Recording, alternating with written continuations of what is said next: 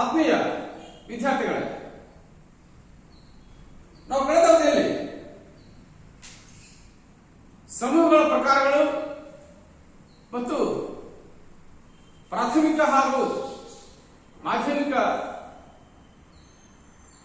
ಸಮೂಹಗಳಿಗಿರ್ತಕ್ಕಂತಹ ವ್ಯತ್ಯಾಸಗಳನ್ನು ಅಧ್ಯಯನ ಮಾಡಿದೆ. ಪ್ರಸ್ತುತ ಅವಧಿಯಲ್ಲಿ ಅದರ ಮುಂಬರುವ ಭಾಗವಾಗಿ ತರಗತಿಯ ಒಂದು ಸಮೂಹ ಮತ್ತು ಅದರ ಲಕ್ಷಣಗಳನ್ನು, ತರಗತಿಯು ಒಂದು ಸಮೂಹ ಮತ್ತು ಅದರ ಲಕ್ಷಣಗಳ ಕುರಿತಾಗಿ ಅಧ್ಯಯನವನ್ನ ಮಾಡೋಣ.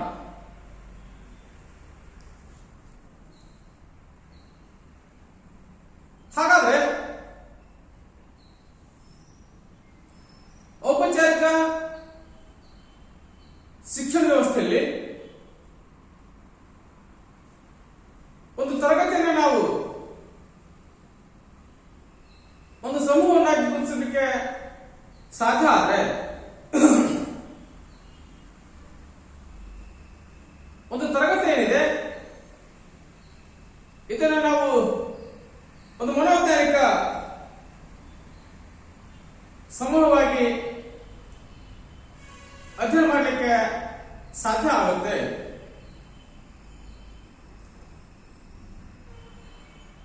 ಒಂದು ಸಮೂಹದಲ್ಲಿ ತರಗತಿಯನ್ನ ಆಸ್ ಎ ಗ್ರೂಪ್ ಅಂತ ನಾವು ಗುರುತಿಸಿದ್ದೆ ಆದ್ರೆ ದೊಡ್ಡ ಸಮೂಹದ ಹಾಗೆ, ಅಂದ್ರೆ ನಾವು ಪ್ರೈಮರಿ ಗ್ರೂಪ್ ಅಂತ ಮಾತಾಡ್ತೀವಿ, ಹಾಗೆ ಸೆಕೆಂಡರಿ ಗ್ರೂಪ್ ಅಂತ ನಾವು ಕನ್ಸಿಡರ್ ಮಾಡ್ತಾ ಹೋಗ್ತೀವಿ. ಹಾಗೆಯೇ ತರಗತಿಯನ್ನು ನಾವು ಒಂದು ಸಮೂಹ ಅಂತ ಪರಿಗಣಿಸಿದಾಗ ಹಲವಾರು ಅಂಶಗಳನ್ನು ನಾವು ಅಧ್ಯಯನ ಮಾಡಲಿಕ್ಕೆ ಸಾಧ್ಯ ಆಗ್ತದೆ. ಹಾಗೆ ಪ್ರಾಥಮಿಕ ಸಮೂಹದಲ್ಲಿ ಒಬ್ಬ ನಾಯಕ ಇರ್ತಾ ಹೋಗ್ತಾನೆ, ಹಾಗೆಯೇ ಮಾಧ್ಯಮಿಕ ಸಮೂಹಕ್ಕೆ ಒಬ್ಬ ನಾಯಕನನ್ನು ನಾವು ಕಂಡುಕೊಳ್ಳಿಕ್ಕೆ ಸಾಧ್ಯ ಆಗುತ್ತೆ. ಹಾಗೆಯೇ ನಮ್ದಾಗಿದ್ದಂತಹ ಈ ತರಗತಿ ಏನಿದೆ ಇದಕ್ಕೂ ಒಬ್ಬ ನಾಯಕನನ್ನು ನಾವು ಕಂಡುಕೊಳ್ಳಿಕ್ಕೆ ಪ್ರಯತ್ನ ಮಾಡಬಹುದು. ತರಗತಿಯ ನಾಯಕನಾಗಿ ನಾವು ಶಿಕ್ಷಕನನ್ನು ನಾವು ಕಂಡುಕೊಳ್ಬಹುದು. ಒಂದು ತರಗತಿಯ ನಾಯಕನಾಗಿ ಶಿಕ್ಷಕನನ್ನು ಕಂಡುಕೊಳ್ಳಿಕ್ಕೆ ಸಾಧ್ಯ ಆಗುತ್ತೆ. ಆ ತರಗತಿಯ ಸದಸ್ಯರನ್ನಾಗಿ ನಾವು ನೋಡ್ತಾ ಹೋದ್ರೆ ಅಲ್ಲಿ ವಿದ್ಯಾರ್ಥಿ ಏನಿರ್ತಾರೆ, ನಾವು ವಿದ್ಯಾರ್ಥಿಗಳನ್ನ ನಾವು ಅಧ್ಯಯನ ಮಾಡ್ತಾ ಹೋಗ್ತೀವಿ.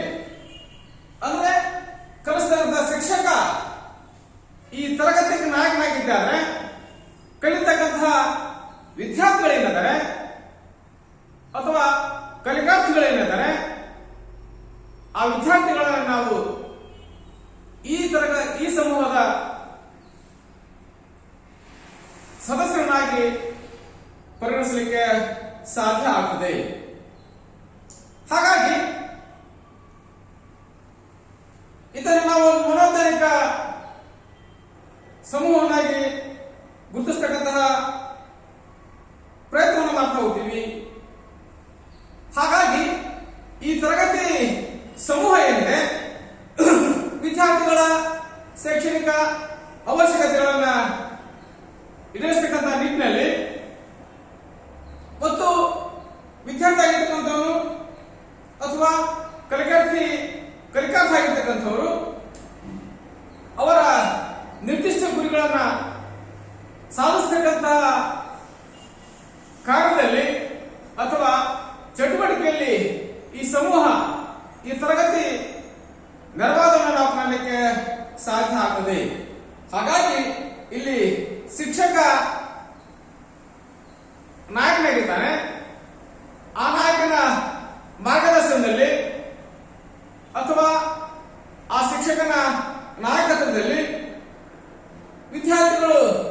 ನಿರ್ದಿಷ್ಟವಾದಂತಹ ಮಾರ್ಗದರ್ಶನವನ್ನ ಪಡೆಯುವ ಮೂಲಕ, ತರಬೇತಿಯನ್ನ ಪಡೆಯುವ ಮೂಲಕವಾಗಿ ತಮ್ಮ ಗುರಿಗಳನ್ನ ಈಡೇರಿಸಿಕೊಳ್ಳತಕ್ಕಂತಹ ಕೆಲಸವನ್ನು ನಾವು ಮಾಡ್ತಾ ಹೋಗ್ತೀವಿ. ಹಾಗಾಗಿ ಶಿಕ್ಷಕ ಮತ್ತು ವಿದ್ಯಾರ್ಥಿ ಇಬ್ಬರು ಸಹಿತ ಬೋಧನೆಯ ಗುರಿಗಳನ್ನ ಸಾಧಿಸೋದಕ್ಕಾಗಿ ಅಥವಾ ಬೋಧನೆಯ ಗುರಿಗಳನ್ನ ಸಾಧಿಸುವ ನಿಟ್ಟಿನಲ್ಲಿ ಇಬ್ಬರು ಸಹಿತ ಕ್ರಿಯಾಶೀಲವಾಗಿ ವರ್ತಿಸುವುದನ್ನು ನಾವು ಕಾಣಬಹುದು. ಕೇವಲ ಶಿಕ್ಷಕ ಮಾತ್ರ ತನ್ನ ಚಟುವಟಿಕೆಗಳನ್ನು ಮಾಡ್ತಾ ಹೋಗ್ತಾನೆ, ವಿದ್ಯಾರ್ಥಿ ಮಾಡ್ತಾ ಹೋದರೆ ಗುರಿಗಳನ್ನ ಈಡೇರಿಸಲಿಕ್ಕಾಗಲಿ ಅಥವಾ ಶೈಕ್ಷಣಿಕ ಸಾಧನೆಯನ್ನ ತೋರ್ಪಡಿಸೋದಕ್ಕೆ ಸಾಧ್ಯ ಇಲ್ಲ. ಶಿಕ್ಷಕನ ಮಾರ್ಗದರ್ಶನದಲ್ಲಿ ಎಲ್ಲ ವಿದ್ಯಾರ್ಥಿಗಳು ಸಹಿತ ತಮ್ಮ ಕ್ರಿಯಾಶೀಲ ಚಟುವಟಿಕೆಗಳಿಗಾಗಿ ಕಾರ್ಯಪ್ರವೃತ್ತರಾದರೆ ಮಾತ್ರ ನಿರ್ದಿಷ್ಟವಾದಂತಹ ಬೋಧನಾಂಶದ ಗುರಿಗಳನ್ನ ನಾವು ಸಾಧಿಸಲಿಕ್ಕೆ ಪ್ರಯತ್ನ ಮಾಡಬಹುದು. ಹಾಗಾಗಿ ನಾವು ಹೇಳ್ತಾ ಹೋಗ್ತೀವಿ, ತರಗತಿ ಒಂದು ಸಮೂಹ, ಇದರ ಎಲ್ಲ ಸದಸ್ಯರ ಮಧ್ಯದಲ್ಲಿ ಪರಸ್ಪರ ಅಂತರಕ್ರಿಯೆ ನೀಡಲಿಕ್ಕೆ ಸಾಧ್ಯ ಆಗ್ತದೆ. ಸಮೂಹದ ಸದಸ್ಯರಾಗಿರ್ತಕ್ಕಂಥವರು ಏಕ ರೀತಿಯಾದಂತಹ ನಂಬಿಕೆ, ಏಕ ರೀತಿಯಾದಂತಹ ಮನೋಭಾವ, ಅಂದ್ರೆ ಧನಾತ್ಮಕ ಚಿಂತನೆಯ ಮೂಲಕವಾಗಿ ಮತ್ತು ಏಕ ರೀತಿಯ ನಿಯಮ ಕಾನೂನುಗಳಿಗೆ ಬದ್ಧರಾಗಿ ತಮ್ಮ ಚಟುವಟಿಕೆಯನ್ನು ನಾವು ಮಾಡೋದನ್ನ ನಾವು ಕಾಣಬಹುದು. ಹಾಗಾಗಿ ಪ್ರತಿಯೊಂದು ತರಗತಿ ಸಮೂಹ ಸಹಿತ ತಂತ್ರಗಿರ್ತಕ್ಕಂತಹ ನಿರ್ದಿಷ್ಟ ರಚನೆಯನ್ನು ಹೊಂದುವುದನ್ನು ನಾವು ಕಾಣಲಿಕ್ಕೆ ಸಾಧ್ಯ ಆಗ್ತದೆ. ಈ ರಚನೆ ಏನಿದೆ, ಸಮೂಹದ ಸದಸ್ಯರುಗಳಲ್ಲಿ ಶಿಸ್ತು ಮತ್ತು ಒಗ್ಗಟ್ಟನ್ನ ಮತ್ತು ಏಕತೆಯನ್ನ ತರಲಿಕ್ಕೆ ಸಹಾಯವನ್ನು ಮಾಡ್ತಾ ಹೋಗುತ್ತೆ. ಹಾಗಾಗಿ ಸಮೂಹದ ಸದಸ್ಯರಾಗಿರ್ತಕ್ಕಂಥವರು ತಮ್ಮ ವೈಯಕ್ತಿಕ ಪಾತ್ರಗಳನ್ನು ಆಧರಿಸಿ ಕ್ರಿಯೆ ಮತ್ತು ಪ್ರತಿಕ್ರಿಯೆಯಲ್ಲಿ ತೊಡಗುವುದನ್ನು ನಾವು ಕಾಣಲಿಕ್ಕೆ ಸಾಧ್ಯ ಆಗ್ತದೆ. ಜೊತೆಗೆ ಈ ತರಗತಿ ಸಮೂಹ ಏನಿದೆ, ತರಗತಿ ರಚನೆ ಏನಿದೆ, ಸಮೂಹದ ಎಲ್ಲ ಸದಸ್ಯರ ಅಂತರ್ವೈಯಕ್ತಿಕ ಸಂಬಂಧಗಳನ್ನ ನಿರ್ಧರಿಸತಕ್ಕಂಥ ಕೆಲಸವನ್ನು ಮಾಡ್ತಾ ಹೋಗುತ್ತದೆ. ಜೊತೆಗೆ ತರಗತಿ ಸದಸ್ಯರುಗಳಲ್ಲಿ ಕೆಲವು ಸದಸ್ಯರಿಗಾಗಿ ಆಗಿರಬಹುದು, ಇತರ ಸದಸ್ಯರ ಗೌರವಕ್ಕೆ, ಪ್ರೀತಿಗೆ, ವಿಶ್ವಾಸಕ್ಕೆ ಪಾತ್ರರಾಗುವುದನ್ನು ನಾವು ಕಾಣಬಹುದು. ಅಂದ್ರೆ ಶಿಕ್ಷಕನ ಜೊತೆಯಲ್ಲಿ ಒಬ್ಬ ವಿದ್ಯಾರ್ಥಿ ಆಗಿರ್ತಕ್ಕಂಥವನು ಎಲ್ಲ ತರಗತಿ ಸಮೂಹದ ಎಲ್ಲ ಸದಸ್ಯರ ಗೌರವಕ್ಕೆ, ಪ್ರೀತಿಗೆ ಪಾತ್ರರಾಗುವ ಮೂಲಕ ಅವನು ಸಹಿತ ನಾಯಕನಾಗಿ ಹೊರಬರುವುದನ್ನು ಕಾಣಲಿಕ್ಕೆ ಸಾಧ್ಯ ಆಗ್ತದೆ. ಹಾಗಾಗಿ ನಾವು ಹೇಳ್ತೀವಿ, ನಾವು ಸ್ಟಾರ್ ಅಂತ ಅಥವಾ ನಕ್ಷತ್ರ ಅಂತ ಗುರುತಿಸಲಿಕ್ಕೆ ಸಾಧ್ಯ ಆಗ್ತದೆ. ಇನ್ನು ಸಹಿತ ಕೆಲವು ಜನ ಹೇಳಿದ್ರೆ ಏಕಾಂಗಿಗಳಾಗಿ ಎಲ್ಲರೂ ಕಂಡುಕೊಳ್ಳಿಕ್ಕೆ ಸಾಧ್ಯ ಆಗ್ತದೆ. ಅಂದ್ರೆ ಯಾರಿಂದಲೂ ಸಹಿತ ಗುರುತಿಸಲ್ಪಡಲಿಕ್ಕೆ ಸಾಧ್ಯ ಆಗೋದಿಲ್ಲ. ಜೊತೆಗೆ ಅವ್ರು ಯಾರಿಂದಲೂ ಸಹಿತ ಬರೆಯೋದಿಲ್ಲ. ತಮ್ಮ ಪಾಡಿಗೆ ತಮ್ಮ ಚಟುವಟಿಕೆಗಳನ್ನು ಮಾಡೋದನ್ನು ಕಂಡುಕೊಳ್ಳಿಕ್ಕೆ ನಾವು ಪ್ರಯತ್ನ ಮಾಡಬಹುದು. ಹಾಗಾಗಿ ಶಿಕ್ಷಕನ ಜೊತೆಯಲ್ಲಿ ಅವನ ಮಾರ್ಗದರ್ಶನದಲ್ಲಿ ನಿರಂತರ ಕಾರ್ಯಪ್ರವೃತ್ತರಾಗುವ ಮೂಲಕ, ನಿರಂತರ ಕ್ರಿಯಾಶೀಲ ಚಟುವಟಿಕೆಯಲ್ಲಿ ತೊಡಗುವುದರ ಮೂಲಕವಾಗಿ ಎಲ್ಲ ವಿದ್ಯಾರ್ಥಿಗಳು ಸಹಿತ, ತರಗತಿ ಸಮೂಹದ ಎಲ್ಲ ಸದಸ್ಯರು ಸಹಿತ ಏನ್ ಮಾಡ್ತಾರೆ, ತಮ್ಮ ಚಟುವಟಿಕೆಗಳನ್ನ ಹಮ್ಮಿಕೊಳ್ಳುವ ಮೂಲಕವಾಗಿ, ಕ್ರಿಯಾಶೀಲ ಚಟುವಟಿಕೆಯಲ್ಲಿ ತೊಡಗುವ ಮೂಲಕವಾಗಿ ತಮ್ಮ ಗುರಿಗಳ ಸಾಧನೆಗೆ ನಿರಂತರ ಅಂತರ್ಕ್ರಿಯೆ ಚಟುವಟಿಕೆಯಲ್ಲಿ ತೊಡಗುವುದನ್ನು ನಾವು ಕಂಡುಕೊಳ್ಳಿಕ್ಕೆ ಪ್ರಯತ್ನ ಮಾಡಬಹುದು. ಆ ಮೂಲಕವಾಗಿ ತರಗತಿಯ ಸಮೂಹದ ಸದಸ್ಯರು ಏನಿದ್ದಾರೆ, ಅಂದ್ರೆ ವಿದ್ಯಾರ್ಥಿಗಳು ಏನಿದ್ದಾರೆ, ಎಲ್ಲರೂ ಸಹಿತ ತಮ್ಮದಾಗಿದ್ದಂತಹ ವಿಶಿಷ್ಟ ಸಾಧನೆಯನ್ನ, ನಿರ್ದಿಷ್ಟ ಗುರಿಗಳನ್ನ ಈಡೇರಿಸಿಕೊಳ್ಳಿಕ್ಕೆ ವಿಶೇಷವಾದಂತಹ ಪ್ರಯತ್ನ ಸಹಿತ ಮಾಡಬಹುದು. ಇನ್ನ ತರಗತಿಯ ಲಕ್ಷಣಗಳು ಕಂಡುಕೊಳ್ಳಿಕ್ಕೆ ಸಾಧ್ಯ ಆದ್ರೆ ಇದೊಂದು ತರಗತಿಯ ಸಮೂಹ ಏನಿದೆ ಇದೊಂದು ಮನೋವೈಜ್ಞಾನಿಕ ಸಮೂಹ ಕಂಡುಕೊಳ್ಳಿಕ್ಕೆ ಸಾಧ್ಯ ಆಗ್ತದೆ. ಹಾಗಾಗಿ ಈ ಮನೋವೈಜ್ಞಾನಿಕ ಸಮೂಹ ಅಂತಂದ್ರೆ ಇದಕ್ಕೆ ನಿರ್ದಿಷ್ಟವಾದಂತಹ ಲಕ್ಷಣಗಳನ್ನು ನಾವು ಕಂಡುಕೊಳ್ಳಿಕ್ಕೆ ಪ್ರಯತ್ನ ಮಾಡಬಹುದು. ಅದರಲ್ಲಿ ಪ್ರಮುಖವಾಗಿ ಸಾಮಾನ್ಯ ಗುರಿ ಅಂತ ಹೇಳ್ತಾ ಹೋಗ್ತೀವಿ, ಅಂದ್ರೆ ಕಾಮನ್ ಗೋಲ್ ಅಂತ ಹೇಳ್ತಾ ಹೋಗ್ತೀವಿ. ಪ್ರತಿಯೊಂದು ಸಮೂಹಕ್ಕೂ ಸಹಿತ ನಿರ್ದಿಷ್ಟವಾದಂತಹ ಉದ್ದೇಶ ಮತ್ತು ನಾವು ಗುರಿಯನ್ನು ಕಾಣಬಹುದು. ಆ ಗುರಿಯ ಸಾಧನೆಗಾಗಿನೇ ಆ ಸಮೂಹ ರಚನೆಯನ್ನು ಕಂಡುಕೊಳ್ಳಿಕ್ಕೆ ಸಾಧ್ಯ ಆಗ್ತದೆ. ಹಾಗಾಗಿ ಗುರಿ ಇಲ್ಲದ ಜೀವನ ಚುಕ್ಕಾಣಿ ಇಲ್ಲದ ಹಡಗಿನಂತೆ. ನಿರ್ದಿಷ್ಟವಾದಂತಹ ಗುರಿ ಇಲ್ಲದ ಸಮೂಹ ಅದು ವ್ಯರ್ಥ ಪ್ರಯತ್ನ ಆಗೋದನ್ನು ನಾವು ಕಾಣಬಹುದು. ಹಾಗಾಗಿ ನಿರ್ದಿಷ್ಟವಾದಂತಹ ಗುರಿ ಮತ್ತು ಉದ್ದೇಶದ ಸಾಧನೆಗಾಗಿ ಒಂದು ಸಮೂಹ ರಚಿಸಲ್ಪಡಲಿಕ್ಕೆ ಸಾಧ್ಯ ಆದ್ರೆ ಆ ಸಮೂಹದ ಎಲ್ಲ ಸದಸ್ಯರ ಒಂದೇ ನಿರ್ಧಾರ, ಒಂದೇ ಮನೋಭಾವ, ನಿರ್ದಿಷ್ಟ ಗುರಿಯ ಸಾಧನೆಗಾಗಿ ನಿರಂತರ ಅಂತರಕ್ರಿಯೆಯಿಂದ ಕಾರ್ಯ ಪ್ರವೃತ್ತರಾಗತಕ್ಕಂತಹ ಪ್ರಕ್ರಿಯೆ. ಹಾಗಾಗಿ ನಿರ್ದಿಷ್ಟ ಗುರಿಯನ್ನ ಹೊಂದುವುದನ್ನು ನಾವು ಕಾಣಬಹುದು. ಪ್ರತಿಯೊಬ್ಬ ಸದಸ್ಯರು ಸಹಿತ ಸಾಮಾನ್ಯ ಶಾಲೆ ಹಾಗೂ ಸಮಾಜ ತೀರ್ಮಾನಿಸಿದ ಗುರಿ ಮತ್ತು ಉದ್ದೇಶಗಳನ್ನ ಈಡೇರಿಸಿಕೊಳ್ಳಲಿಕ್ಕೆ ನಿರಂತರ ಕ್ರಿಯಾಶೀಲ ಚಟುವಟಿಕೆಯಲ್ಲಿ ತೊಡಗುವುದನ್ನು ನಾವು ಕಂಡುಕೊಳ್ಳಿಕ್ಕೆ ಪ್ರಯತ್ನ ಮಾಡಬಹುದು. ಈ ನಿರಂತರ ಕ್ರಿಯಾಶೀಲ ಚಟುವಟಿಕೆ ಮೂಲಕವಾಗಿ ತನಗೆ ಕೊಟ್ಟಿರ್ತಕ್ಕಂತಹ ಗುರಿಗಳನ್ನ ಮತ್ತು ಉದ್ದೇಶಗಳನ್ನ ಈಡೇರಿಸಿಕೊಳ್ಳುವ ಮೂಲಕವಾಗಿ ವಿಶೇಷವಾದಂತಹ ಶೈಕ್ಷಣಿಕ ಸಾಧನೆಗೆ ದಾರಿಯಾಗೋದನ್ನು ನಾವು ಕಂಡುಕೊಳ್ಳಿಕ್ಕೆ ಪ್ರಯತ್ನ ಸಹಿತ ಮಾಡಬಹುದು. ಹಾಗಾಗಿ ಪ್ರತಿಯೊಂದು ಸಮೂಹ ಸಹಿತ ಗುರಿಯನ್ನ ಹೊಂದಿರೋ ಹಾಗೆ ತರಗತಿಯೂ ಒಂದು ಸಮೂಹವಾಗಿ ಸಾಮಾನ್ಯ ಗುರಿಯ ಈಡೇರಿಕೆಗಾಗಿ, ಸಾಮಾನ್ಯ ಉದ್ದೇಶದ ಈಡೇರಿಕೆಗಾಗಿ ನಿರಂತರ ಪ್ರಯತ್ನವನ್ನು ಮಾಡೋದನ್ನು ನಾವು ವಿಶೇಷವಾಗಿ ಕಂಡುಕೊಳ್ಳಿಕ್ಕೆ ಸಾಧ್ಯ ಆಗ್ತದೆ. ಇನ್ನು ವಿಶೇಷವಾಗಿ ಚರ್ಚೆ ಮಾಡಬಹುದಂತೆ ಒಂದು ವ್ಯವಸ್ಥಿತ ರಚನೆ ಹೊಂದಲಿಕ್ಕೆ ಸಾಧ್ಯ ಆಗಿರ್ತದೆ. ಎರಡನೇ ಲಕ್ಷಣ ಕಂಡುಕೊಳ್ಳಿಕ್ಕೆ ಸಾಧ್ಯ ಆದ್ರೆ ವ್ಯವಸ್ಥಿತ ರಚನೆ ಒಂದು ತರಗತಿ ಅಂದ್ಕೊಳ್ಳಿಕ್ಕೆ ಸಾಧ್ಯ ಆದ್ರೆ ಈ ತರಗತಿಗೆ ನಿರ್ದಿಷ್ಟವಾದಂತಹ ರಚನೆ ಕಂಡುಕೊಳ್ಳಿಕ್ಕೆ ಸಾಧ್ಯ ಆಗ್ತದೆ. ಹಾಗಿದ್ದಾದ್ರೆ ಇಲ್ಲಿ ಬರ್ತಕ್ಕಂತಹ ಸದಸ್ಯರ ವಯೋಮಿತಿ ನೋಡ್ತಾ ಹೋಗ್ತೀವಿ ನಾವು. ಎಲ್ಲರೂ ಸಹಿತ ಒಂದು ರೀತಿಯ ವಯೋಮಾನವನ್ನು ಹೊಂದಲಿಕ್ಕೆ ಸಾಧ್ಯ ಆಗ್ತದೆ.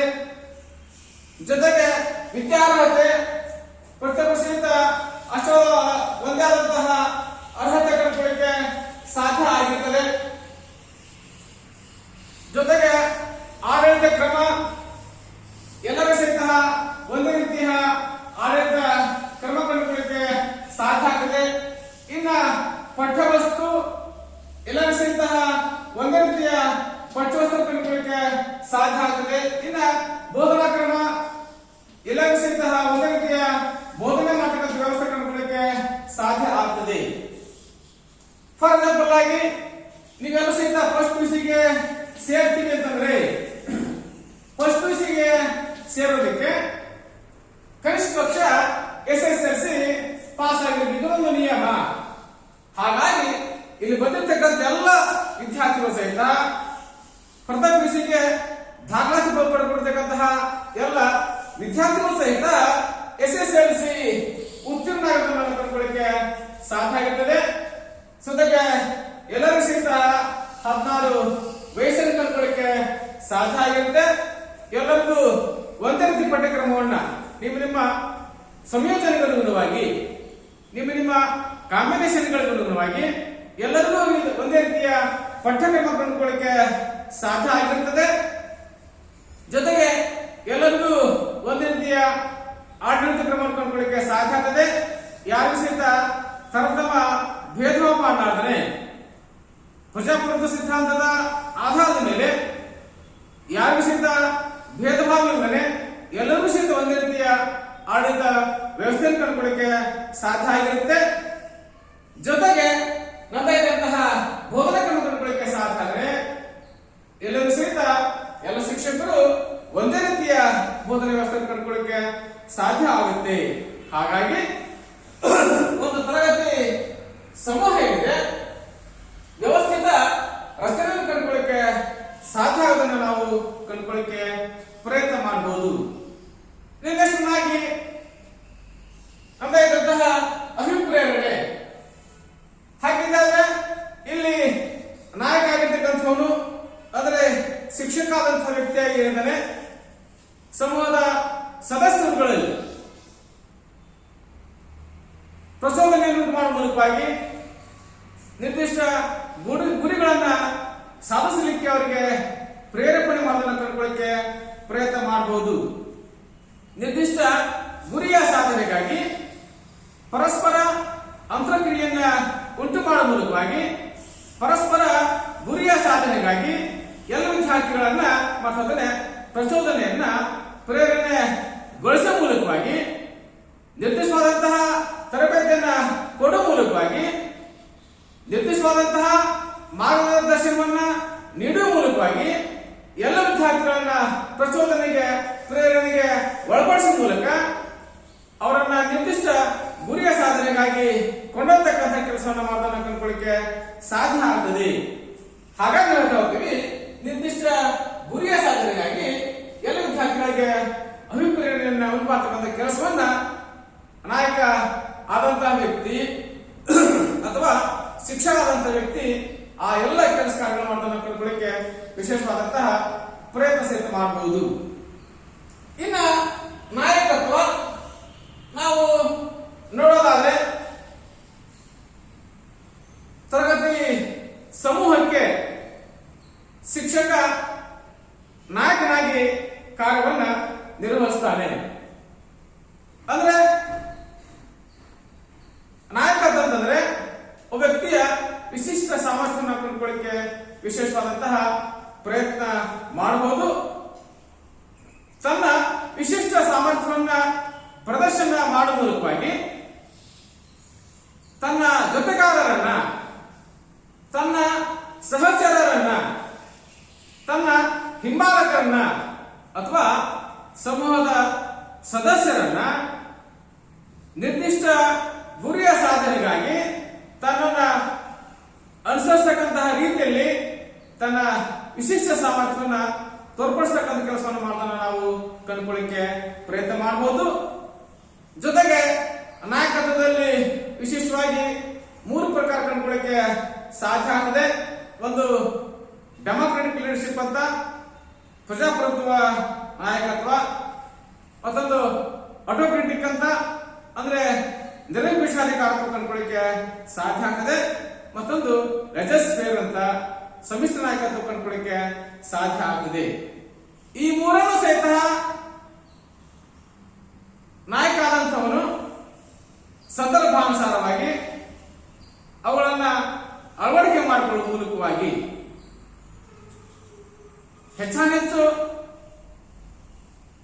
ಡೆಮಾಕ್ರೆಟಿಕ್ ಲೀಡರ್ಶಿಪ್ ಅನ್ನೇ ಅವನು ಅನ್ವಯ ಮಾಡ್ತಾ ಹೋಗ್ತಾನೆ. ಕೆಲವು ಸಂದರ್ಭ ಸದಸ್ಯರ ವರ್ತನೆಗಳಿಗುಣವಾಗಿ ನಿರಂಕುಶಾಧಿಕಾರತ್ವವನ್ನು ಸಹಿತ ಅವನು ಪ್ರದರ್ಶನ ಮಾಡಬೇಕಾಗುತ್ತೆ. ಹಾಗಾಗಿ ಈ ಮೂರನ್ನು ಸಹಿತ ಸಂದರ್ಭಾನುಸಾರವಾಗಿ ಬಳಕೆಯನ್ನು ಮಾಡ್ತಾ ಒಂದು ಸಮೂಹ ನಿರ್ದಿಷ್ಟ ಗುರಿಗಳನ್ನ ಈಡೇರಿಸತಕ್ಕಂತಹ ನಿಟ್ಟಿನಲ್ಲಿ ಎಲ್ಲರೂ ಸಹಿತ ಮುನ್ನಡೆಸತಕ್ಕಂಥ ಜವಾಬ್ದಾರಿಯನ್ನು ಕಂಡುಕೊಳ್ಳಿಕ್ಕೆ ಸಾಧ್ಯ ಆಗ್ತದೆ. ಹಾಗಾಗಿ ಇಲ್ಲಿ ನಾಯಕನಾಗಿ ಶಿಕ್ಷಕ ಇದನ್ನು ಕಂಡುಕೊಳ್ಳಿಕ್ಕೆ ನಾವು ಪ್ರಯತ್ನ ಮಾಡಬಹುದು. ಶಿಕ್ಷಕನ ನಾಯಕತ್ವದಲ್ಲಿ ಎಲ್ಲ ವಿದ್ಯಾರ್ಥಿಗಳು ಸಹಿತ ಅಥವಾ ಸಮೂಹದ ಎಲ್ಲ ಸದಸ್ಯರು ಸಹಿತ ತಮ್ಮ ನಿರಂತರ ಚಟುವಟಿಕೆಯಲ್ಲಿ ತೊಡಗೋದನ್ನು ಕಂಡುಕೊಳ್ಳಿಕ್ಕೆ ವಿಶೇಷವಾದಂತಹ ಪ್ರಯತ್ನ ಸಹಿತ ನಾವು ಮಾಡ್ತಾ ಹೋಗಬಹುದು. ಇನ್ನ ನೆಕ್ಸ್ಟ್ ಆಗಿ ಅಂತರಕ್ರಿಯೆ ಅಂದ್ರೆ ನಾವು ಚರ್ಚೆ ಮಾಡಬಹುದಂತಾನೆ ಸಮೂಹದ ಸದಸ್ಯರುಗಳಲ್ಲಿ ಪರಸ್ಪರ ಪ್ರೀತಿ, ವಿಶ್ವಾಸ, ನಂಬಿಕೆ ಜೊತೆಗೆ ಕೊಟ್ಟು ತೆಗೆದುಕೊಳ್ತಕ್ಕಂತಹ ಈ ಅಂತರಕ್ರಿಯೆ ಏನಿದೆ ನಿರಂತರವಾಗಿ ನಡೆಯೋದನ್ನು ನಾವು ಕಾಣಲಿಕ್ಕೆ ಪ್ರಯತ್ನ ಮಾಡಬಹುದು.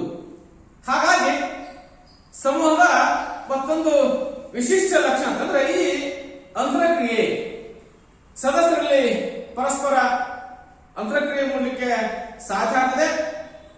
ಸಮಾನವಾದಂತಹ ನಂಬಿಕೆ, ಸಮಾನವಾದಂತಹ ಮನೋಧೋರಣೆ, ಧನಾತ್ಮಕ ಚಿಂತನೆ, ಸಮಾನ ಆಸಕ್ತಿ.